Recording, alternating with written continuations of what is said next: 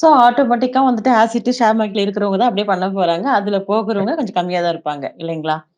Okay sir. And last question என்னன்னா, இப்ப நீங்க சொன்ன மாதிரி ஒரு டைம் குடுத்துட்டு அவங்க எவ்ளோ கிரிப்டோ கரன்சிஸ் வச்சுட்டு இருக்காங்க அப்படிங்கிறத கவர்மெண்ட்டுக்கு தெரியப்படுத்த சொல்லுவாங்கன்னு சொன்னீங்க. இல்ல சேல் பண்ண சொல்லுவாங்கன்னு சொன்னீங்க. பட் நான் கேட்ட மாரி இந்த கொஞ்சம் ஒரு 10 வருஷமா நெறைய பேர் கெயின் பண்ணியிருப்பாங்க இல்லையா? அவங்களுடைய அந்த பேங்க் அக்கவுண்ட்ஸ பார்க்கும்போது, ஒரு டீட்டெயில்ஸ் கண்டிப்பா இருக்கும். திடீர்னு ஒரு பல்க் அமௌண்ட் வந்திருக்கும்.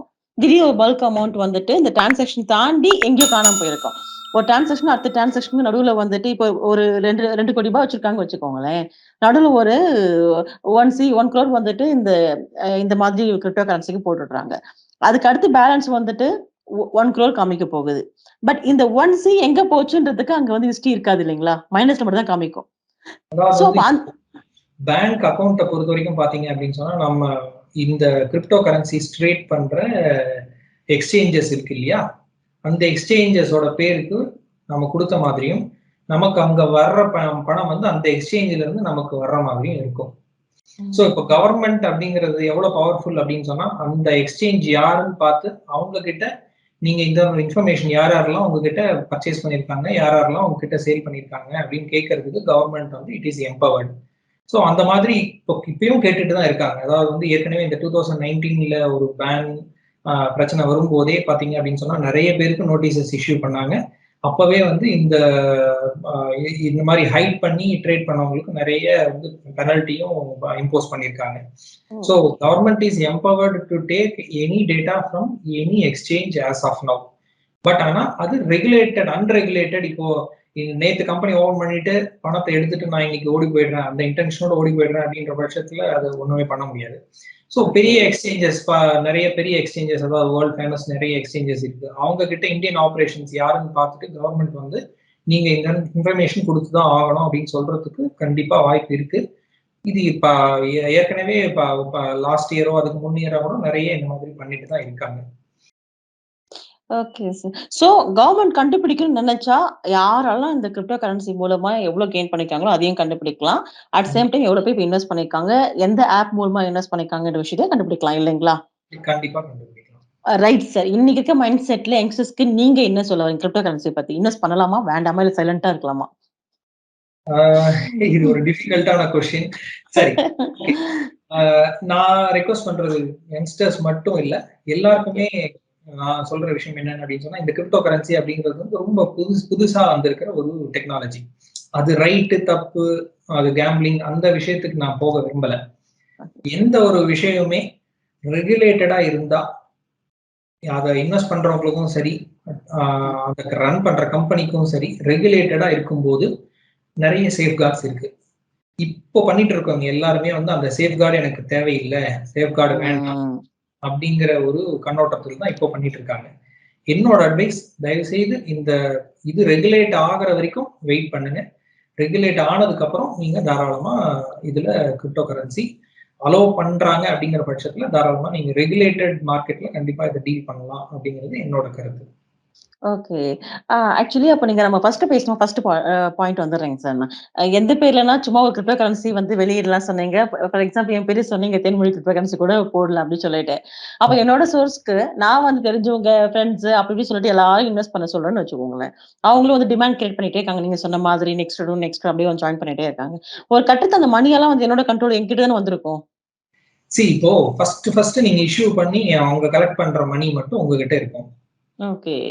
So it is like share மாதிரி தானே. சோ இப்போ நீங்க உங்க பேர்ல வந்து 10,000 காயின் நான் ரிலீஸ் பண்றேன் அப்படின்னு சொன்னா, அந்த 10,000 காயின் நீங்க மார்க்கெட்ல சேல் பண்ணி அதுல வர்ற பணத்தை நீங்க எடுத்துப்பீங்க. அதுக்கப்புறம் அந்த காயின் யார் வச்சிருக்காங்களோ அவங்க தான் அதை மாத்தி சேல் பண்ணி அவங்க ரியலைஸ் பண்ணிக்க போறாங்க. Okay, okay. சோ இப்ப நான் ஒரு காயின் வந்துட்டு ₹1 நான் குடுத்து சேல் பண்றேன்னு வச்சுக்கோங்களேன். அவங்க இன்னொரு பெர்சன் கிட்ட குடுக்கும்போது ₹2 சொல்லி கூட குடுத்துப்பாங்க. அதுக்கு கூட வாங்குறவங்க, விக்கிறவங்க அவங்க 2 பேருக்கு இருக்கிற அக்ரீமெண்ட் அவ்வளவுதானே. Demand and supply. ஓகே. ஓ! அப்ப என்ன அமௌண்ட்டோ அவங்களே ஃபிக்ஸ் பண்ணிக்கலாம். அதையும் 2000 கூட ஃபிக்ஸ் பண்ணிக்கலாம். கரன்சி அப்படிங்கிறது வந்து நீங்க ₹10,000 தான் நான் குடுப்பேன் அப்படின்னு சொல்லிட்டு நீங்க குடுக்கலாம். அத ₹10,000 குடுத்து வாங்குறதுக்கும் ஒண்ணும் தடை இல்ல. அவங்க வாங்குறவங்க தயார் அப்படின்னு சொன்னா தாராளமா அவங்க வாங்கலாம். அப்ப ஈஸியா ஏமாத்தவும் செய்யலாம். அப்போ இன்னைக்கு வந்து கிரிப்டோ கரன்சில ஏதோ ஒரு பேர்ல புதுசா வந்தது அப்படின்னா, அவங்க சும்மாவும் குடுத்துட்டு போலாம். இல்ல இது நெறைய இன்வெஸ்ட் பண்ண வந்துட்டாங்க. ஃபியூச்சர்ல பயங்கரமா விலை ஏறும் அப்படின்னு சொல்லிட்டு பிரெயின் வாஷ் பண்ணும்போது, ஆட்டோமேட்டிக்கா நெறைய காசு குடுத்து வாங்கிடுவாங்க. கண்டிப்பா, கண்டிப்பா. இத இத கிண்டல் பண்றது, அதாவது இந்த கான்செப்ட் உண்மதான். இத கிண்டல் பண்றதுக்காகவே ஒரு காயின் விட்டாங்க. மீம்ஸ் டாட் காயின் அப்படின்னு பேரு. Dodge என்னதாங்க sir? காயின் அப்படின்னு பேரு. அதாவது பிட்காயின் இந்த கான்செப்ட் ரொம்ப தமாஷா இருக்கே. இப்ப நீங்க கேட்ட அதே கேள்விதான் அவங்க, அதாவது டாட்ஜ் காயின் அப்படின்னு ஒரு காயின் ஒண்ணு இருக்கு. ஓகே. இந்த காயின் என்ன அப்படின்னு சொன்னா, இத கிண்டல் பண்றதுக்காக கிரியேட் பண்ண ஒரு கான்செப்ட். Dodge coin. அது பாத்தீங்கன்னா, அதுவே ரூ. 8 ரூ. 10 அதையே ட்ரேட் பண்ண ஆரம்பிச்சுட்டாங்க நம்ம அந்த டாட்ஜ் காயினே. அதையும். Okay, okay sir. So so அன்னன்னைக்கு என்ன நடக்குதோ வாங்குறது அவங்கவங்க ரிஸ்க் ரிஸ்க் எடுத்து என்கிட்ட இன்னைக்கு ரூ. 20,000 குடுத்தனோ முடிஞ்சது. பரவால்ல போனா போது ரிஸ்க் எடுத்து வாங்குறவங்க. யார்கிட்ட குடுக்கணுமோ அவங்களுக்கு கெயின் குடுத்தவங்களுக்கு அவ்வளவுதான் முடிஞ்சு லாஸ். அடுத்து இப்ப நான் உங்ககிட்ட ரூ. 20,000 நான் வாங்குறேன் அப்படின்னு சொன்னா, I will be looking out for person who is accepting for 21,000. யாராவது 21,000 கிடைப்பாங்களான்னு கேட்டு நான் 21,000 குடுத்துட்டு நான் 21,000 எடுத்துட்டு போயிடுவேன். அவர் என்ன பண்ணுவாரு? அடுத்தது 25,000 யாருக்குன்னா கிடைக்குமா? அப்படின்னு பார்த்துட்டு அவர் 25,000 அவர் குடுத்துட்டு போயிடுவாரு. அவ்வளவுதான். இது ஓ! பியூர்லி டிமாண்ட் அதான் அண்ட் சப்ளை. எம்எல்ஏ. சோ அப்ப நான் வந்து ஒரு ஓகே நீங்க சொன்ன மாரி ஒரு 25,000 நான் வாங்கிட்டேன். நெக்ஸ்ட் பெர்சன் இருக்கும்போது ஒரு 26 27 குடுத்துட்டா, அதுக்கப்புறம் நமக்கு கெயின் கிடைச்சிரும் அப்படின்னு சொல்லிட்டு நான் முடிஞ்ச அளவுக்கு ட்ரை பண்ணி விக்கணும். அவ்வளவுதான். சிம்பிளா நான் ஃபர்ஸ்ட்டே சொன்னேன் பாருங்க. Passing the ball. ஓகே. நான் ரூ. 50,000 குடுத்து வாங்கிட்டு, ரிலேட்டட். அதுக்கப்புறம் திடீர்னு ரூ. 50,000 இருந்தது ரூ. 30,000 போச்சு அப்படின்னு சொன்னா, I stand to lose. Okay sir. Sir அப்ப இந்த இடத்துல ஒரு பர்ட்டிகுலர் காயின் இந்த மாதிரி இப்ப நானே எக்ஸாம்பிள் எடுத்துட்டு யார்கிட்டயோ ஃப்ரெண்ட் பேர்கிட்ட சொல்லி, இப்ப என்கிட்ட வந்து ஒரு காயினோட வேல்யூ ₹2 இருக்கு. அத வந்து நான் ₹4 சொல்லிட்டு ஒரு 500 காயின்ஸ் குடுக்குறேன்னு வச்சுக்கோங்க சார். இது ஒரு பக்கம். இதே காயின வேற ஒரு ஊர்ல வேற ஒரு பெர்சனு இதே அ வேல்யூ தானே சார் சொல்ல முடியும். இந்த வேல்யூ போகுதா? இல்லையா? அது எப்படி தெரிஞ்சுக்கிறாங்க ஆக்சுவலி? அதுதான் ஒரு எக்ஸ்சேஞ்சஸ், பிரைவேட் எக்ஸ்சேஞ்சஸ் இருக்கு. அதாவது இப்ப ஷேர் மார்க்கெட்டுக்கு பிஎஸ்சி, என்எஸ்சி அப்படின்ற மாதிரி எக்ஸ்சேஞ்சஸ் இருக்கிற மாதிரி பாம்பே ஒவ்வொரு ஸ்டாக் எக்ஸ்சேஞ்ச். Crypto okay. கரன்சிக்கும் ஒரு எக்ஸ்சேஞ்ச் இருக்கு. சோ அந்த எக்ஸ்சேஞ்ச்ல வாங்குறவங்களும் வருவாங்க, விக்கிறவங்களும் வருவாங்க. வாங்குறவங்க நான் இவ்வளவு ரேட் வாங்கிக்கிறேன், விக்கிறவங்க நான் இவ்வளவு ரேட் விக்கிறேன் அப்படின்ற மாதிரி அந்த டிமாண்ட் அண்ட் சப்ளை அங்க அந்த எக்ஸ்சேஞ்ச்ல தான் மீட் ஆகும். சோ அது மீட் ஓகே. ஆகும்போது இது பாசிபிள் ஆகும். சோ ஒவ்வொருத்தருமே ஃபிக்ஸ் பண்ணலாம் அப்போ அதனுடைய வேல்யூவ இல்லைங்களா? எஸ். Okay, okay. அப்போ இப்ப இந்த கோல்டு சொல்ற மாதிரி இப்ப இந்த சென்னையில இவ்ளோ விலை போய்க்கிட்டு இருக்கு. ஆ மும்பைல வந்து கோல்டோட ரேட் இவ்ளோ விலை போய்க்கிட்டு இருக்குன்னு சொல்றாங்களே, அது வந்து ஓகே லீகல். பட் இது வந்து பார்க்கும்போது இண்டிவிஜுவலே வந்துட்டு ஒரு சின்ன காயினுக்கு ஜஸ்ட் ஒரு ₹1 லருந்து 10,000 கூட மாறலாம். வாட் எவர் இட் இஸ் இல்லீங்களா? எஸ். இப்போ பாத்தீங்க அப்படின்னு சொன்னா ஒரு புது காயின் ஒண்ணு, என்னோட பேர் மறந்துட்டேன் நானு. ஓகே. $0.00008. ஓகே. அதோட ரேட். சும்மாவே ஓகே அத சார். ஃபேமஸ் பண்ணணும் அப்படின்றதுக்காக அந்த காயினையும் விட்டுட்டு அதுவும் பயங்கரமா ட்ரேட் ஆயிட்டு இருந்தது. அப்புறம் இன்னொரு காமெடி பாத்தீங்க அப்படின்னு சொன்னா, Netflixல ஸ்குவிட் கேம் அப்படின்னு சொல்லிட்டு ஒரு சீரிஸ் ஒண்ணு வந்தது. ஸ்குவிட் கேம் அப்படின்னு. சோ ஆமா சார், ஆமா. அந்த ஸ்குவிட் கேம் அப்படிங்கிற பேர்லயே ஒரு காயின் வந்தது. காயின். நெறைய பேர் இன்வெஸ்ட் பண்ணாங்க. திடீர்னு அந்த ஷட்டர் க்ளோஸ் பண்ணிட்டு அவர் ஓடி போயிட்டாரு. அதுல இன்வெஸ்ட் பண்ணவங்க எல்லாருக்கும் லாஸ். அப்படிங்களா? அதுதான் இப்ப கேட்க வந்தேன். இப்ப நீங்க சொன்னபோது நான் இன்வெஸ்ட் பண்ணிட்டேன்னா, சோ நான் குடுத்துருக்கேன் குடுத்துட்டு நான் பாட்டு அமைதியா இருந்தா அது முடிஞ்சது இல்லையா? அப்படிதான் கேட்க வந்தேன். Right, right. முடிஞ்சது. Yes. You are right. Squid game காயின்ல அதுதான் நடந்தது. அப்படிங்களா? அப்ப இது எல்லாமே வந்து சும்மா ஒரு காமெடி மாரி போய்க்கிட்டு இருக்குங்க இல்லையா? காமெடி மட்டும் இல்ல, கேம்பிளிங்கும் கூட. கூட 2ம் சேர்ந்து இருக்கு. ரொம்ப விவரம் தெரிஞ்சு பண்றவங்க அது மணியா பாத்துடுறாங்க. கண்டிப்பா, கண்டிப்பா. சார் இன்னொரு விஷயம். அந்த காயின் வருது பார்த்தீங்களா? லைக் டோன் காயின், பிட்காயினா வந்துட்டு ஒரே ஒரு காயின் வித்தாலே இன்னைக்கு ரேஞ்சுக்கு வந்து 40 லேக்ஸ் அரவுண்ட் இல்லைங்களா? சோ அதுக்கு எஸ். அடுத்தபடி லித்தியம் இருக்கிறது. ஒரே ஒரு காயின் சேல் பண்றாங்கன்னு வச்சுக்கோங்க சார். அந்த யா. ஒன் காயின மணியா கன்வெர்ட் பண்றது வந்து த்ரூ தட் ஆப் மணியா வந்துட்டு கன்வெர்ட் பண்ண முடியுது தானே?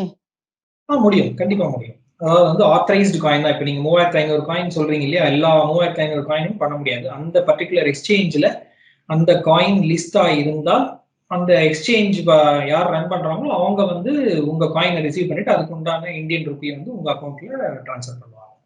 Okay. I had one more thing sir actually. இப்போ ஒரு பர்ட்டிகுலரா இந்த கிரிப்டோ கரன்சிக்குன்னு சொல்லிட்டு ஹேண்டில் பண்றதுக்கு சர்டன் ஆப்ஸ் வந்து இருக்கு இல்லைங்களா? So correct. அந்த ஆப்ல அ லைக் அவங்க உள்ள போயிட்டு மத்த விஷயங்கள் இன்வெஸ்ட் பண்றதுக்கெல்லாம் போகும்போது, அந்த பேங்க் டீட்டெயில்ஸ் காமிக்கும்ல சார்? கரெக்ட். எல்லா பேங்க்ஸும் காமிக்கிறது இல்ல. பர்ட்டிகுலர் பேங்க்ஸ் மட்டும் சொல்றாங்க. அது என்ன சார் டிஃபரன்ஸ்? எல்லா பேங்க்ஸும் கவர்ன்மென்ட் பேங்கா? இல்ல பிரைவேட் பேங்கா? அது என்ன எப்படி அது? இப்போ ஆப்ல நீங்க பேமெண்ட் ரிசீவ் பண்றதுக்கும் சரி, பேமெண்ட் வந்து நீங்க பேமெண்ட் பண்றதுக்கும் சரி ஒரே ஒரு விஷயம் போதும், பேமெண்ட் கேட்வே அப்படிங்கிறது ஒரு அந்த பேமெண்ட் கேட்வே இருந்தாலே நீங்க அதுல ரிசீவ் பண்ணவும் செய்யலாம், கொடுக்கவும் செய்யலாம். ஸோ அதுல முக்கியமான விஷயம் என்ன அப்படின்னு சொன்னா இன்னொரு முக்கியமான விஷயம் என்ன அப்படின்னா அந்த எக்ஸ்சேஞ்ச் எதுவுமே வந்து ரெகுலேட்டட் கிடையாது, கவர்மெண்ட் ஆத்தரைஸ்டு கிடையாது. அவங்க என்ன சொல்றாங்க, நான் எல்லாருக்கிட்டையும் வந்து கேஒய்சி டாக்குமெண்ட் வாங்கிக்கிறேன், அவங்க பேன் கார்டு காப்பி வாங்கிக்கிறேன், அவங்களோட ஆதார் காப்பி வாங்கிக்கிறேன், அதுக்கப்புறம் தான் நான் பண்றேன் அப்படிங்கிற மாதிரி எல்லா எக்ஸ்சேஞ்சஸும் சொல்றாங்க. அதை வந்து அது ஒரு சாதகமான பாயிண்ட் மாதிரி அவங்க பேசுறாங்க. பட் என்னோட வியூல பாத்தீங்க அப்படின்னு சொன்னா ஒரு அங்கீகரிக்கப்படாத ஒரு பர்சனுக்கு நீங்க உங்களோட பர்சனல் டீடைல்ஸ் கொடுக்குறீங்க. ஸோ அதுவே மிகப்பெரிய ரிஸ்க். ஸோ அந்த மாதிரி இருக்கும்போது இதையும் கொஞ்சம் யோசனை பண்ணி அதாவது இந்த ரெகுலேஷன் கொண்டு வரணும். நான் திரும்ப திரும்ப இன்சிஸ்ட் பண்றதுக்கு காரணம் எல்லாமே இதுதான். நம்மளோட பிரைவசி, நம்மளோட ஃபினான்ஷியல் இன்ஃபர்மேஷன், நம்மளோட வைட்டல் டேட்டா எதுவுமே வந்து அன்ஆத்தரைஸ்டு பர்சன் கிட்ட போகக்கூடாது அப்படிங்கிறதும் வந்து ஒரு ரீசன் நான் சொல்றது. ஓகே. இல்ல சார். அந்த ஆப்ல வரும்போது பேங்க் தானே இருக்கு. இப்போ லைக் பஞ்சாப் நேஷனல் பேங்க் அப்படின்னு அந்த பேங்க் இருக்கலாம். சோ இந்த மாதிரி பர்ட்டிகுலரா பேங்க் இருக்கும்போது, அது டைரக்ட்டா அந்த காயின வந்துட்டு மணியா கன்வெர்ட் பண்ணும்போது, அந்த த்ரூ தட் பேங்க் தானே போகுது. அந்த அக்கவுண்ட் தானே போகுது. அப்ப அது அந்த இடத்துல எப்படி சார் ஒரு பேமெண்ட் கேட்வேன்னு நான் சொன்னேன் இல்லையா? அதோட ஜாபே அதுதான். ஃபார் எக்ஸாம்பிள் இப்ப நான் ஒரு எக்ஸ்சேஞ்ச்ல ₹100 ஒரு காயின் வாங்கணும் அப்படின்னு சொன்னா, அந்த ₹100 என்னோட பேங்க் அக்கவுண்ட்ல இருந்து அந்த பேமெண்ட் கேட்வேக்கு போயிடும். அந்த பேமெண்ட் கேட்வே அப்படிங்கிறது வந்து எல்லா பேங்கோட அக்கவுண்டோடையும் லிங்க் ஆயிருக்கும். நீங்க சொல்ற பஞ்சாப் நேஷனல் பேங்க், எஸ்பிஐ எல்லா அக்கவுண்டோடையும் அது பேமெண்ட் கேட்வே அப்படிங்கிற சர்வீஸ் ப்ரொவைடர் வந்து லிங்க் பண்ணி வச்சிருப்பாரு. சோ இப்ப நான் வந்து ₹100 உங்களுக்கு கூட அந்த எக்ஸ்சேஞ்சுக்கு நான் பே பண்ணணும் அப்படின்னு சொன்னா, அந்த பேமெண்ட் கேட்வே மூலமா நான் ₹100 பே பண்ணேன் அப்படின்னு சொன்னா, எந்த பேங்கா இருந்தாலும் அந்த பேமெண்ட் கேட்வே வந்து அந்த ரூபாய ரிசீவ் பண்ணிக்கும். ரிசீவ் பண்ணி அந்த எக்ஸ்சேஞ்ச் ரன் பண்ற கம்பெனிக்கு வந்து அவங்களோட சார்ஜஸ கழிச்சுட்டு அவங்களுக்கு அத குடுத்துரும். சோ பேமெண்ட் ரிசீவ் பண்றதுலயும் சரி, பேமெண்ட் அந்த ஆப் மூலமா ரிசீவ் பண்றதுலயும் சரி, பேமெண்ட் பண்றதுலயும் சரி, எந்த வித பிரச்சனையும் இல்ல. தாராளமா பண்ணலாம். அது ஒரு ரொம்ப சிம்பிளான கான்செப்ட் தான். ஓ! அப்ப அதுக்கான சார்ஜஸ் வந்து பார்க்கும்போது ரொம்ப ரொம்ப கம்மி. Minimum amount. எஸ். அத அட்ராக்ட் பண்றதுக்கு ஒரு இந்த விஷயத்த தான் சொல்லுவாங்க. அதாவது வந்து நீங்க பிட்காயின் அதாவது வந்து கிரிப்டோ கரன்சிய ட்ரான்ஸ்ஃபர் பண்றதுக்கு வந்து ரொம்ப கம்மியான சார்ஜ் தான். பேங்க்ல போனீங்க அப்படின்னு சொன்னா இவ்வளவு அதிகம். அத அவாய்ட் பண்ணணும்னா நீங்க இத பண்ணலாம் அப்படிங்கிற மாதிரி தான் அத மார்க்கெட் பண்றவங்களும் சொல்றதும் அதுதான். Okay, okay. So simple thing actual நம்ம அக்கவுண்ட்ல காசு வர்றதுக்கு நடுவுல வந்து ஏகப்பட்ட சர்வீஸ் இருக்குது. அது எதுவுமே வந்துட்டு லீகல் கிடையாது. அவ்வளவுதான். இல்லைங்களா sir? Exactly. Okay sir. So great sir. Actually என்னதான் வந்துட்டு காமனாவே இப்ப பேசும்போது நெறைய பேருக்கு தமிழ் ஆர்டிகிளும் சரி, இங்கிலீஷ் ஆர்டிகிள்ஸும் சரி, தினம் தினம் நியூஸ்லயும் சரி, என்ன கிரிப்டோ கரன்சி சொல்றாங்க. அத பத்தி ஒண்ணும் புரிய மாட்டேங்குதுன்னு ஒரே விஷயம். இன்வெஸ்ட் பண்றவங்களுக்கு என்ன ஆகுமோன்றது ஒரு பயம். அத தாண்டி இன்வெஸ்ட் பண்ணாதவங்களுக்கு, இல்ல பண்ணலாமா அப்படின்ற ஒரு எதிர்பார்ப்பு என்ன சொல்ல போறாங்க சொல்லிட்டு. புதுசா கேள்விப்படுறவங்களுக்கு, அது என்னது பிட்காயின் அப்படி இருக்கும்போது தெரிஞ்சது அப்பயே பண்ணியிருந்திருக்கலாமேன்ற மாரி ஐயோ! ஒரு வேதனை. இதுதான் இன்னைக்கு இருக்கக்கூடிய சாதாரண மக்களோட மனநிலைமையா இருக்கு. நெறைய பேர்கிட்ட பேசும்போது தெரிய வருது. சோ உங்களுடைய இன்னைக்கு நீங்க பேசக்கூடிய இந்த கருத்துக்கள் எல்லாம் பார்க்கும்போது, புதுசா பார்க்கிறவங்களுக்கும் முழுசா தெரிஞ்சுப்பாங்க. இன்வெஸ்ட் பண்ணவங்களும் வந்துட்டு, "ஓ! இப்படி ஒரு விஷயம் போய்க்கிட்டு இருக்கா?" அப்படின்னு சொல்லிட்டு தெரிஞ்சுப்பாங்க.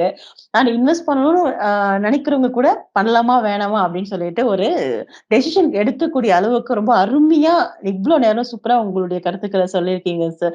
Really thank you very much. நெறைய பேருக்கு இது வந்து ரொம்ப இன்ஃபர்மேட்டிவா இருக்கும். இந்த வீடியோவ மக்கள் பார்த்து தெரிஞ்சுக்கிட்டும். தெரியாதவங்க கண்டிப்பா இது மூலமா தெரிஞ்சுப்பாங்க. சோ அவங்களுடைய கமெண்ட்ஸ்லயும் பார்த்து நம்ம தெரிஞ்சுக்கலாம். சோ அவங்களுடைய கருத்துக்களும் சொல்லிடுறாங்க sir. Thank you very much sir. ரொம்ப நன்றி. இந்த வீடியோல இருக்க இன்ஃபர்மேஷன் எல்லாருக்கும் யூஸ்ஃபுல்லா இருக்கும் அப்படின்னு நம்புறேன். எல்லாரும் ஜாக்கிரதையா உங்க மணியை லூஸ் பண்ணாம இன்வெஸ்ட் பண்ணி அதுல மணி ஏர்ன் பண்றதுக்கு ட்ரை பண்ணுங்க. நன்றி. Thank you sir.